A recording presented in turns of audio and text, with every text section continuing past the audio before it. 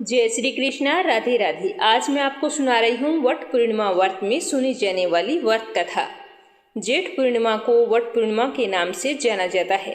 इस दिन वट सावित्री का व्रत भी रखा जाता है। यह व्रत पति की लंबी आयु और संतान सुख के लिए किया जाता है। हिंदू धर्म में पति की लंबी आयु, अखंड सौभाग्य और संतान सुख के लिए महिलाएं वट सावित्री का व्रत बड़े ही श्रद्धा पूर्वक रखती है। इस व्रत में सुहागिनें बरगद के पेड़ की पूजा करती है। यह व्रत जेठ माह में 15 दिन के अंतराल से 2 बार आता है। पहला जेठ माह की अमावस्या को और दूसरा पूर्णिमा तिथि को रखा जाता है। भारत में कुछ जगह महिलाएं जेठ की अमावस्या को यह व्रत रखती है और कुछ जगह पर पूर्णिमा पर वट सावित्री का व्रत रखा जाता है। दोनों व्रत में पूजा पाठ करने का विधान, कथा, नियम और महत्व एक जैसे ही होते हैं। कई जगहों पर इस व्रत को 3 दिन रखा जाता है, जैसे त्रयोदशी, चतुर्दशी और पूर्णिमा के दिन। एक दिन भी इस व्रत को रखा जाता है और इसे सूर्योदय से लेकर दूसरे दिन सूर्योदय तक भी इस व्रत को रखा जाता है। जैसे अपनी इच्छा और सुविधा हो उस तरह आप इस व्रत को रख सकते हैं। वट पूर्णिमा 2023 की तिथि जेठ माह की पूर्णिमा तिथि 3 जून दिन शनिवार को सुबह 11:16 से शुरू हो जाएगी, जिसका समापन 4 जून के दिन रविवार को सुबह 9:11 पर होगा। उदय तिथि के अनुसार वट पूर्णिमा का व्रत 4 जून को रखा जाना चाहिए था, लेकिन तिथि 6 होने के कारण वट पूर्णिमा का व्रत 3 जून को ही रखा जाएगा। वट पूर्णिमा पूजा का शुभ मुहूर्त होगा 3 जून सुबह 7:16 से 8:59 तक। तो ऐसे में पूजा के लिए आपको सिर्फ 1 घंटा और 45 मिनट का समय मिलेगा। इसी बीच आपको पूजा करनी होगी। वट सावित्री का व्रत रखने वाली बहनों को पहले दिन अपने हाथों में अच्छे से मेहंदी लगा लेनी चाहिए और दूसरे दिन, वो यानी कि व्रत के दिन, सूर्योदय से पहले उठें और स्नान करें। स्नान करने के बाद नए कपड़े और चूड़ियां पहनें, माथे पर सिंदूर लगाएं। फिर आपको वट वृक्ष की पूजा करने के लिए जाना है। आपके आसपास कहीं वट वृक्ष का पेड़ है तो आप वहां पर जाकर पूजा कर सकते हैं। इसमें सामूहिक स्त्रियां यानी कि कई महिलाएं इकट्ठा होकर इस व्रत की पूजा अर्चना करती है। लेकिन आपका अगर पेड़ के पास जाना संभव नहीं है, घर से दूर पेड़ है, तो आप ऐसा करना है कि उसकी डाली पहले दिन मंगवा लें। तो आप वट वृक्ष की 2 डाली होती है, उसकी पूजा करके अपने व्रत को पूर्ण कर सकती है। पर ध्यान रखें कि जिस दिन व्रत होता है उस दिन ना तो पत्ते तोड़े जाते हैं और ना ही उस वृक्ष की डाली तोड़ी जाती है। डाली यानी कि टहनी। कई बहनों को समझ नहीं आ रहा होगा कि डाली किस चीज को बोलते हैं, तो टहनी की पूजा करके भी आप अपने व्रत को पूरा कर सकते हैं। पूजा करने के लिए आपको चाहिए दूध मिला हुआ जल और भिगोए हुए चने या फिर चने की दाल, वो भी आप ले सकती हैं। इसके अलावा गुड़ ले लें, फल, फूल और अक्षत वो भी रख लें। साथ में कच्चा सूत भी रखना है। अगर इस दिन आप वट वृक्ष की 108 परिक्रमा करना चाहती हैं तो इसके लिए आप 108 दाने अनाज के ले लें या फिर कोई और 108 चीज ले लें, जिससे आपको परिक्रमा गिनने में बहुत ही आसानी होगी, क्योंकि आपको उस समय मंत्र जाप भी बहुत ही जरूरी होता है, जैसे ओम लक्ष्मी नारायण। तो इस तरह से आप जाप करते रहें और अपना ओम लक्ष्मी नारायण इस तरह मंत्र का उच्चारण करते रहें। और जैसे ही परिक्रमा 1 पूरी हो तो 1 अनाज का दाना वहां पर रख दें, क्योंकि खुद गिनती करना चाहेंगी तो मंत्र का जाप ढंग से नहीं कर पाएंगी।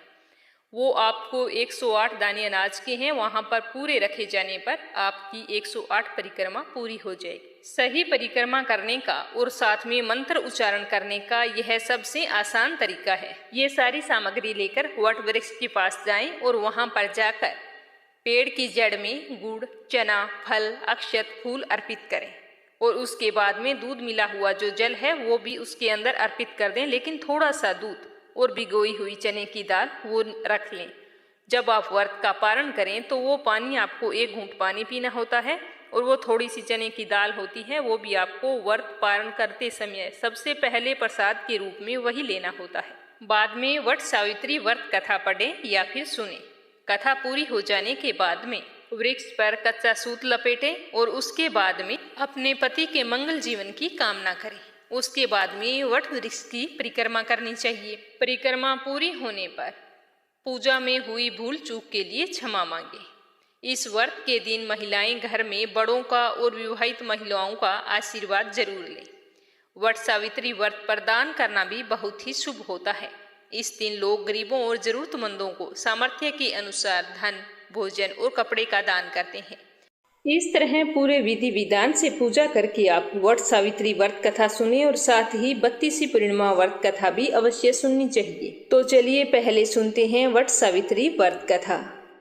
भद्र देश के एक राजा थे जिनका नाम असवपति था। भद्र देश के राजा असवपति के कोई संतान नहीं थी, इसीलिए वो इस बात से बहुत ही दुखी रहते थे। उन्होंने संतान की प्राप्ति के लिए मंत्र उच्चारण के साथ प्रतिदिन 1,00,000 आहुतियां दी। 18 वर्षों तक यह कर्म जारी रहा।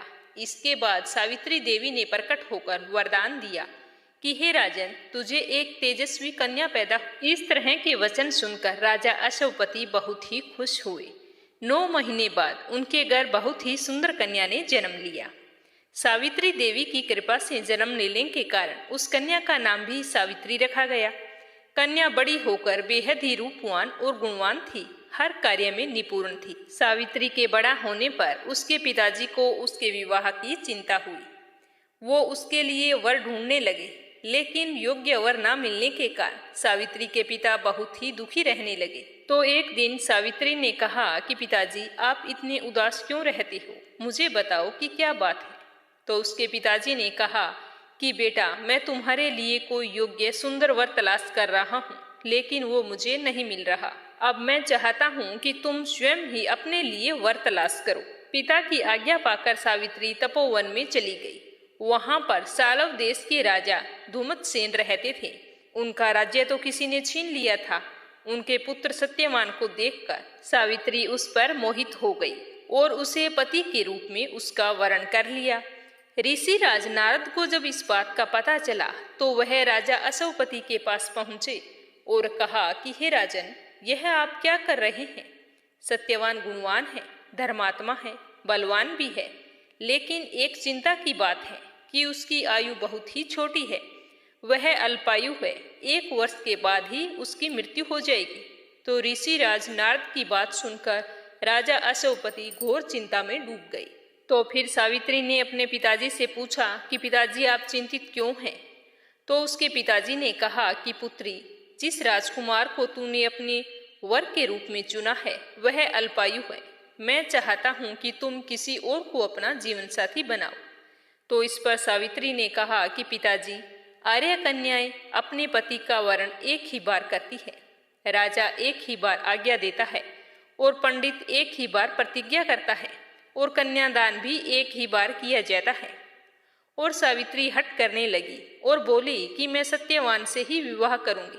तो राजा असवपति ने सावित्री के कहने पर उसका विवाह सत्यवान से कर दिया। विवाह के बाद सावित्री अपने ससुराल यानी कि जंगल में जाकर अपनी सास ससुर की सेवा करने लगी। समय बीतता चला गया। नारद मुनि ने पहले ही सावित्री को सत्यवान की मृत्यु का निश्चित समय बता दिया था। जैसे जैसे वह दिन करीब आने लगा तो सावित्री अधीर होने लगी। उसने 3 दिन पहले ही व्रत रखना शुरू कर दिया। नारद मुनि द्वारा कथित निश्चित तिथि पर उसने पितरों का पूजन किया। हर दिन की तरह सत्यवान उस दिन भी जंगल में लकड़ी काटने के लिए जा रहा था। तो सावित्री ने कहा कि आज मैं तुम्हारे साथ चलूं। तो सत्यवान की आज्ञा पाकर सावित्री सत्यवान के साथ जंगल में लकड़ियां काटने साथ चली गई। जंगल में पहुंचकर सत्यवान लकड़ी काटने के लिए एक पेड़ पर चढ़ गया। तभी उसके सिर में बहुत ही तेज दर्द होने लगा। दर्द से वह व्याकुल होकर पेड़ से नीचे उतर गया। तो सावित्री अपना भविष्य समझ गई थी। तो सावित्री सत्यवान के सिर को अपनी गोद में रखकर सिर को सहलाने लगी। तभी वहां पर यमराज आते दिखे। यमराज अपने साथ जब सत्यवान को लेकर जाने लगे तो सावित्री भी उसके पीछे पीछे चल पड़ी और यमराज से विनती करने लगी कि मेरे पति सत्यवान के प्राण छोड़ दीजिए, और कहा कि मेरे सास ससुर अंधे हैं, उनका एकमात्र इकलौता सहारा यही है। आप कृपा करके मेरे पति के प्राण को बख्श दीजिए। तो यमराज ने सावित्री को समझाया कि यही विधि का विधान है, ये टल नहीं सकता। लेकिन सावित्री नहीं मानी। सावित्री की निष्ठा और पतिपरायणता देखकर यमराज ने सावित्री से कहा कि हे देवी, तुम धन्य हो, तुम मुझसे कोई वरदान मांग सकती हो। मैं तुम्हें 3 वरदान देता हूँ। तो सावित्री ने कहा कि मेरे सास ससुर वनवासी और अंधे हैं, आप उन्हें दिव्य ज्योति प्रदान करें। तो यमराज ने कहा कि ऐसा ही होगा, अब तुम लौट जाओ। लेकिन सावित्री तो अपने पति सत्यवान के पीछे पीछे चलती ही रही। तो यमराज ने देखा तो कहा कि देवी तुम वापस चली जाओ। तो सावित्री ने कहा कि भगवान, मुझे अपने पति देव के पीछे चलने में कोई परेशानी नहीं है, पति के पीछे चलना मेरा कर्तव्य है। तो यह सुनकर यमराज ने कहा कि अब तुम दूसरा वरदान मांगो और फिर वापस चली जाना। तो सावित्री बोली कि मेरे ससुर का राज्य छिन गया है, आप कृपया करके पुनः वापस दिला दें। तो यमराज ने सावित्री को यह वरदान भी दे दिया और कहा कि अब तुम लौट जाओ। लेकिन सावित्री तो फिर भी पीछे पीछे चलती रही। तब यमराज ने सावित्री को तीसरा वरदान मांगने को कहा और कहा कि वरदान मांगने के बाद तुम्हें वापस जाना ही होगा। तो सावित्री ने कहा ठीक है। इस पर सावित्री ने 100 संतानों और सौभाग्य का वरदान मांगा। तो यमराज ने इस बार भी वरदान सावित्री को दे दिया। और जैसे ही यमराज सत्यवान के प्राणों को लेकर चलने लगा तो सावित्री तो फिर पीछे पीछे चलने लगी। तो यमराज ने कहा कि अब पीछे आने का क्या कारण है, मैं तुम्हें तीनों वरदान दे चुका हूँ, अब तुम वापिस चली जाओ। तो सावित्री ने यमराज से कहा कि प्रभु, मैं एक पतिव्रता पत्नी हूँ और आपने मुझे पुत्रवती होने का आशीर्वाद दिया है। जब आप मेरे पति के प्राणों को ले जाएंगे तो मैं 100 संतानों को जन्म कैसे दूंगी। यह सुनकर यमराज को सत्यवान के प्राण छोड़ने पड़े और यमराज वहां से अंतर्ध्यान हो गए।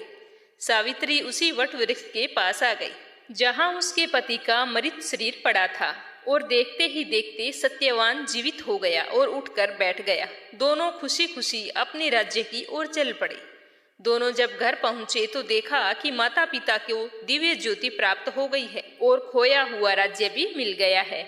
इस प्रकार सावित्री और सत्यवान लंबे समय तक अपने समस्त सुखों का भोग करते रहे।